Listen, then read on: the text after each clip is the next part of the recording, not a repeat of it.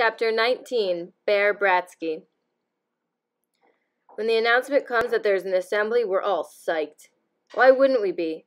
It's like a get-out-of-jail-free card for a whole morning of classes. What's the assembly about? Who knows? Who cares? In the auditorium, the big screen is set up. That means they'll be turning the lights out.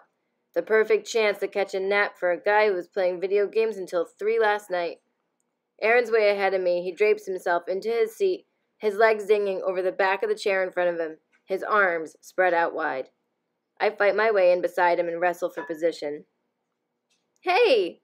exclaims the loser in the row ahead of us, the one with Aaron's size 14 construction boot hanging over his shoulder.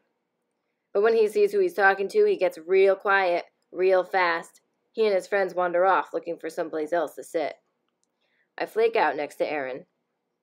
"Wake me up when it's over," he mumbles, already half asleep.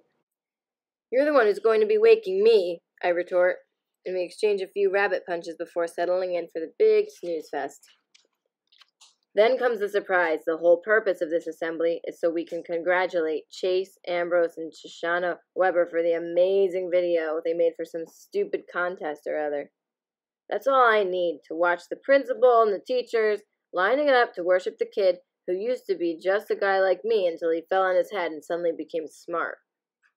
It gets worse. We're not just going to worship the video, we're going to watch it, all 40 minutes. Well, forget sleeping now, I'm too ticked off. Even Aaron is sitting bolt upright, staring in outrage at Ambrose and the Weber chick on stage.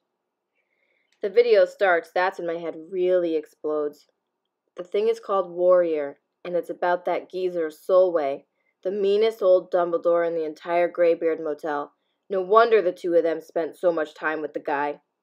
Besides me, I can practically see steam coming out of Aaron's ears. "It's not enough for him to make us look like jerks by doing community service when he doesn't have to," he seethes.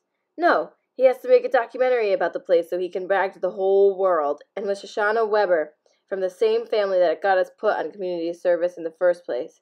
And I thought that guy was my friend." "But Solway?" I demand. "What's up with that?" "Yeah," he agrees. "A whole museum full of ancient fossils, and they have to pick the nasty old crab who complains to the nurses if his cookie is off center on the plate." "That's not what I mean, and you know it," I hiss. "Why him, huh? Not just any old Dumbledore, Solway. No way that's a coincidence." "Chase doesn't know anything about that," Aaron reminds me. "He's got amnesia." "If he's got amnesia," I put in darkly. "Sounds a little convenient to me." "Well, he's got amnesia enough to forget that he's our boy," Aaron says bitterly. I nod. "He used to play football, now he doesn't. He says he's coming back, but I think he's just stringing us along. He partnered up with a Weber, and he's even getting buddy-buddy with Joel Weber. He's making it impossible to get along with him. He acts like he's changed, but he's really just cutting us out." On the screen, there's a close-up photo of a gleaming Medal of Honor.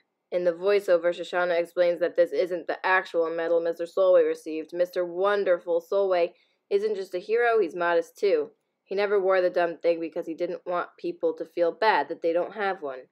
And over the years, he forgot where he put it. "Yeah, right," I mutter.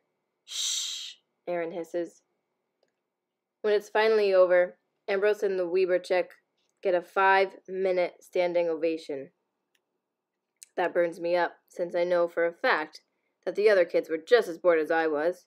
They bring the whole video club up there because they helped. Miss DeLeo reads out a letter from the head of the Greybeard Motel, thanking the filmmakers for their awesomeness and the school for having such awesome students. Puke. Aaron and I are sentenced to go to that place 3 days a week until we're practically old enough to check in there. And what do we get for it? Yelled at. That's what. By nurses and Dumbledores both. And Chase, who's worse than us, gets a love letter from the director. I've never been so happy to get back to a classroom. "We can't just do nothing about this," I plead to Aaron as he takes the desk next to me. "He's walking all over us, and we're letting him." For the first time, he doesn't look at me like I'm crazy. I've got an idea how we can jog his memory. You know, remind him who his real friends are.